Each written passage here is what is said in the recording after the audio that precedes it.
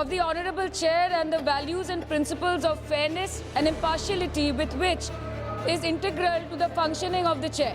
Sir, काफी चर्चा देखिए अपोजिशन का ही एक माननीय सदस्य बोल रही है, आप सब लोग अपना विषय बुलाते सलाह की।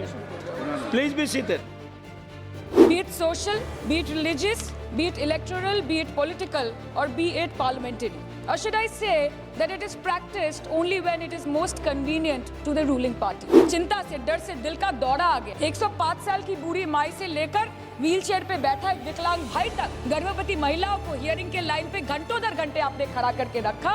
2000 से ऊपर एमएलए आपके हैं, 21 राज्य आपका है। हर डिबेट, हर डिस्कशन, हर बिल पे बोलने के लिए 70% वक्त आपको मिलता है। मीडिया आपका सब उनका है। हम अपने लीडर का नाम एक से ज्यादा 2 बार बोले तो हम पे रोक लगाई जाती है। और ट्रेजरी बेंच वाले बजट पे नहीं करनी है, प्रदूषण, एसआईआर, डिफेंस, विदेश नीति, नेशनल सिक्योरिटी पे नहीं करनी है, एप्स्टीन फाइल्स पे नहीं करनी है। मुद्दा है स्पीकर्स का रिमूवल। இப்போது புதிய அறிமுகம் ஆச்சி ஹோட்டல் சாம்பார் 50 கிராம் ரூபாய் 20 மட்டுமே.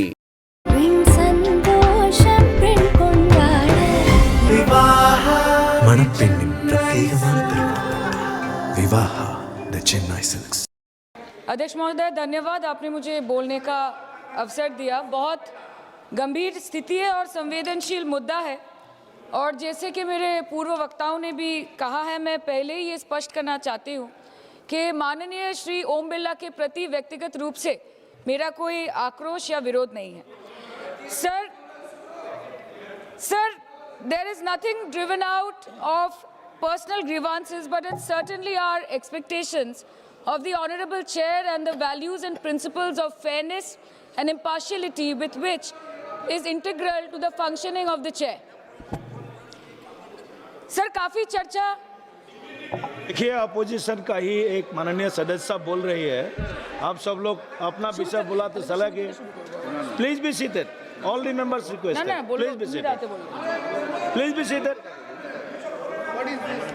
क्या कर रहे हैं आप? एक महिला सांसद बोल रहे हैं। टाइम मत काटिएगा प्लीज मेरा। हाँ नहीं, टाइम नहीं, आप बोलो, बोलिए। आपका सहयोगी को बोलिए बैठने के लिए। सर, हमारा तो अकेला चलो है, तो अकेला चलो है। अच्छा, ये भी ठीक है। अध्यक्ष महोदय, धन्यवाद, आपने मुझे बोलने का मौका दिया। और बहुत गंभीर स्थिति है, संवेदनशील मुद्दा है, और जैसे कि पिछले प्रवक्ताओं ने भी बोला है, मैं पहले से ये स्पष्ट करना चाहती हूँ कि व्यक्तिगत तौर से श्री ओम बिरला जी के प्रति मेरा कोई आक्रोश या कोई विरोध नहीं है। Sir, there is nothing which is driven out of personal grievance, but it's certainly our expectations of the honourable chair and the values and principles of fairness and impartiality with which it should be integral to its functioning.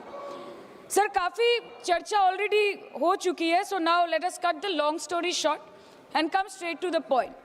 The problem, Speaker sir, is that there is hardly any democracy left in this country, be it social, be it religious, be it electoral, be it political, or be it parliamentary.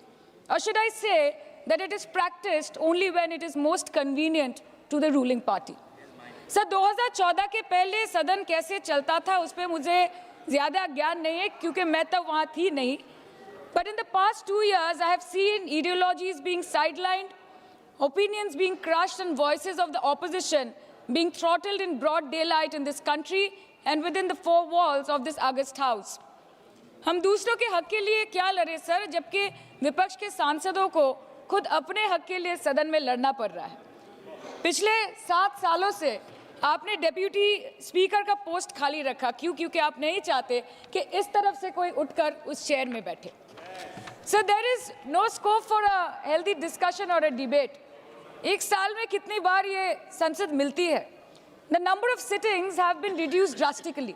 2009 से 2014 के बीच 15th Lok Sabha में 356 दिन ये house चली, सालाना 61 दिन।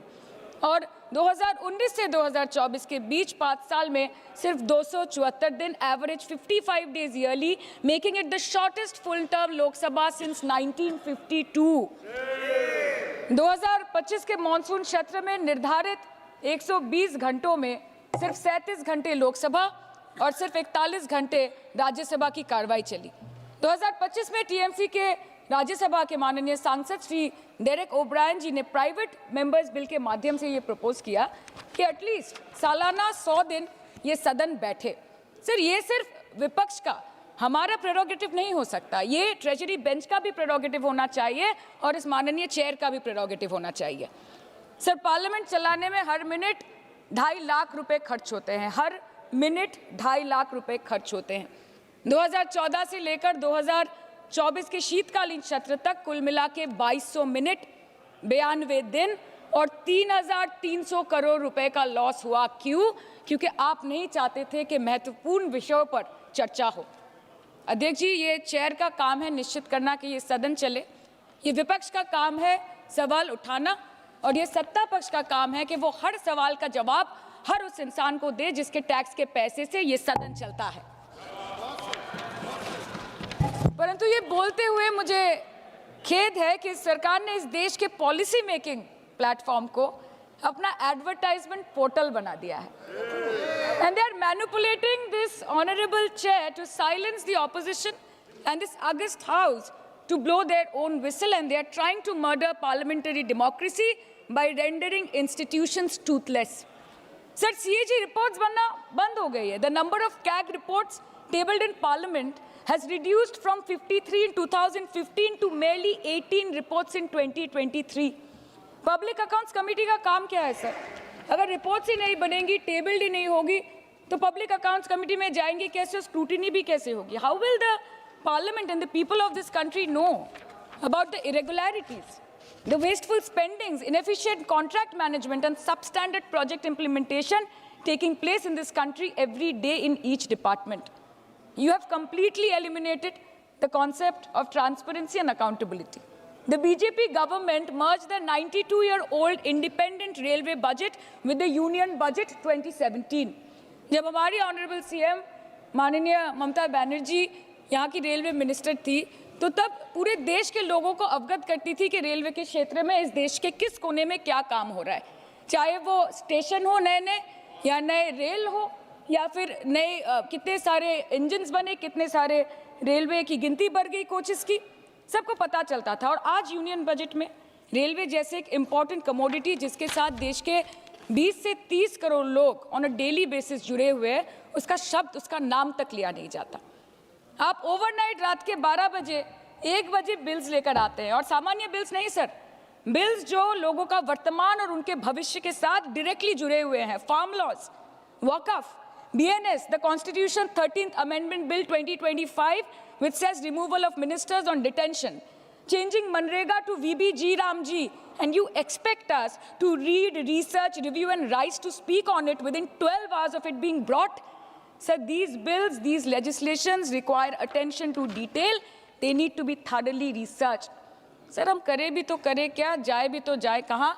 आधे से ज़्यादा बिल तो इस सदन में बिना चर्चे के पास हो जाता है। Sir, over the last 10 years, more than 67% of the budget has been guillotined. Between 2019 and 23, about 18% of the union budget was voted out on without discussion. In 2023, the entire union budget, and in 24-25, 89% of the budget was passed without discussion. एक साल चुप बैठने के बाद opposition के दबाव में आकर आप मणिपुर पे चर्चा करने पर मजबूर हुए, और किया भी तो कब, रात के 2 बजे जब देश सो रहा था। आप चाहते हैं कि हम ये सब देखें और इस सदन में चुप रहे। बंगाल के हक का 2 लाख करोड़ बाकी है। हर दिन कोई नया कमीशन, कोई नई एजेंसी आ जाती है राज्य सरकार और रूलिंग पार्टी को डिस्टर्ब करने। इलेक्शन कमीशन के बलबूते पर लाखों करोड़ों वोटरों का नाम काट रहे हैं आप, और आप बोलते हैं कि हम इस सदन में आवाज ना उठाएं, इसका विरोध ना करें। आज SIR के चलते पूरे देश में 150 से ऊपर लोगों की मौत हो गई। BLOs ने आत्महत्या कर ली। आम आदमी को चिंता से, डर से दिल का दौरा आ गया। 105 साल की बूढ़ी माई से लेकर व्हीलचेयर पे बैठा एक विकलांग भाई तक, गर्भवती महिलाओं को हियरिंग के लाइन पे घंटों दर घंटे आपने खड़ा करके रखा। मतदाताओं के पहचान को, इस देश के मतदाताओं के पहचान को, 100 साल से इस देश को अपना घर, इस धरती को अपनी माँ समझने वाले हर धर्म, हर समुदाय के लोगों के आत्मसम्मान को दिन दहाड़े अपने पैरों तले कुचलने का काम किया है आपने, और आप कहते हैं कि हम विरोध ना करें और हम चुप बैठे।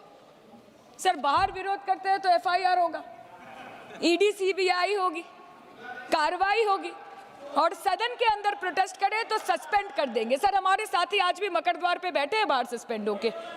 2023 के विंटर सेशन में 141 ऑपोजिशन एमपीज को एक साथ सस्पेंड कर दिया गया था और करने के बाद भारतीय न्याय संहिता लेकर आए एक नया क्रिमिनल लॉ जो पूरे देश के क्रिमिनल कोड के प्रोसीजर को बदल देता है, जो स्टेट्स के लॉ एंड ऑर्डर को डायरेक्टली अफेक्ट करता है। सर बाहर भी बुलडोजर चलाएंगे और सदन के अंदर भी बुलडोजर चलाएंगे। सर ऐसा नहीं होता है।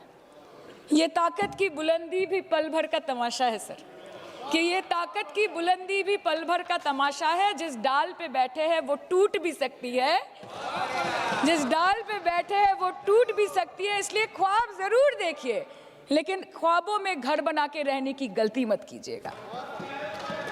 सर आज 303 से ज्यादा एमपी आपके हैं, 2000 से ऊपर एमएलए आपके हैं, 21 राज्य आपका है। हर डिबेट, हर डिस्कशन, हर बिल पे बोलने के लिए 70% वक्त आपको मिलता है। मीडिया आपका सब उनका है। हम अपने लीडर का नाम एक से ज्यादा 2 बार बोले तो हम पे रोक लगाई जाती है और ट्रेजरी बेंच वाले वहां बैठ के पार्टी का नारा लगाते हैं और अपने नेता मंत्रियों का नाम जपते हैं, तो तब सब ठीक है सर, कोई प्रॉब्लम नहीं है। सर इस सदन का कैमरा, बहुत मेरे साथी बोल रहे थे कि कैमरा भी ये सब देख के कॉम्प्रोमाइज हो गया। बोलते हमें दिखाता आप लोगों को है। माइक जब हमारी बातें खलने लगे तो माइक ऑटोमेटिकली ऑफ हो जाती है। सर ये पता है सबको। मैगजीन दिखाना, किताबों से कोट करना राहुल जी, अखिलेश जी, अभिषेक जी को अलाउड नहीं है, पर ब्लू आइड बॉय को अलाउड है सर, अलाउड है सर। मैं नाम नहीं ले रही हूँ, अच्छी बात बोलिए। आप सही कहते हैं सर कि देश देख रहा है, देश सच में देख रहा है कि कैसे ऑपोजिशन आह भी करती है तो हो जाती है बदनाम, और वो कत्ल भी करते हैं तो चर्चा नहीं होता। और हम मानते हैं कि एलओपी का सलाहकार कोई नहीं है सर, परंतु प्रधानमंत्री जी का सलाहकार बनके उनको सदन में आने से रोक दिया ये कहकर कि महिला सांसदों से उनको खतरा है। सर आपने तो हमको देशवासियों के सामने आतंकवादी बना दिया, और जबकि असली आतंकवादी इस देश में साइकिल चला के घुस जाते हैं और पैदल वापस चले जाते हैं, आप उनको रोक नहीं पाते। भारत पे चीन का आग्रासन आप रोक नहीं पाते। भारत किससे तेल खरीदेगा, कितने दिनों के अंदर खरीदेगा, किससे दोस्ती निभाएगा, किससे दुश्मनी बरकरार रखेगा, कोई और देश का राष्ट्रपति हमें ट्विटर पे आके लेक्चर देता है, इंस्ट्रक्शन देता है, आप उसको रोक नहीं सकते। और सदन में हम सांसदों को रोक के you feed on your ego. Sir कृपया इतना भरोसा रखिए कि लड़ाई नीतियों की है, विचारों की है, आपके और हमारे परिवारों की नहीं, इस देश के लोगों के अधिकार की है। हाँ लड़ते हैं हम आपसे, हम लड़ते हैं आपसे, संविधान हाथ में लेके लड़ते हैं, हाथ में हमारे तलवार नहीं है सर। और सर ये देश के लोग समझ गए हैं कि आपको महत्वपूर्ण विषयों पर बात नहीं करनी है, महत्वपूर्ण विषयों पर बात नहीं करनी है सर, के ऊपर चर्चा चल रहा है सर, पार्लियामेंट्री प्रोसीजर कभी सर, मुद्दे पर भी आना कीजिए, चर्चा नहीं करनी है सर, ठीक है। बेरोजगारी पे चर्चा नहीं करनी है, हाँ जी, शिक्षा पे नहीं करनी है, स्वास्थ्य पे नहीं करनी है, बजट पे नहीं करनी है, प्रदूषण, एसआईआर, डिफेंस, विदेश नीति, नेशनल सिक्योरिटी पे नहीं करनी है, एप्स्टीन फाइल्स पे नहीं करनी है। मुद्दा है स्पीकर्स का रिमूवल, उसके ऊपर बोलिएगा। के सिर्फ वाह मोदी जी वाह करना है सर, कीजिए, पर आपसे विनती इतनी है कि डेमोक्रेसी को बचाइए और कृपया इस सदन को किसी पार्टी ऑफिस मत बनने दीजिए सर, यही दरख्वास्त है। क्योंकि ये सदन जैसे हमारे आदरणीय प्रधानमंत्री के लिए मंदिर है, वैसे हमारे लिए भी मंदिर है, और गणतंत्र हमारी पूजा है, संविधान हमारी गीता है।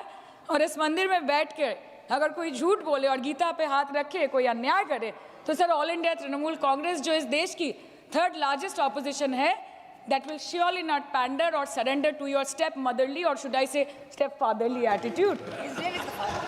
अंत में अध्यक्ष महोदय मैं पुनः ये कहना चाहती हूँ कि ओम बिरला सर से व्यक्तिगत रूप से मुझे कोई भी विरोध नहीं है, और मुझे ये बुरा लग रहा है कहते हुए कि मैं पहली बार की सांसद हूँ और मेरे पहले टर्म में उनके विरोध में मुझे ये अविश्वास और अनास्था प्रस्ताव लाना पड़ रहा है। मैं चाहती हूँ कि उनकी चेहरे की हंसी सदैव बरकरार रहे, और इसी संदर्भ में मैं एक शेर कह के अपनी बात खत्म करना चाहती हूँ कि तू लाख बेवफा है मगर सर उठा के चल, कि तू लाख बेवफा है मगर सर उठा के चल, दिल रो पड़ेगा तुझे पशेमान देखकर। Thank you so much. Thank you.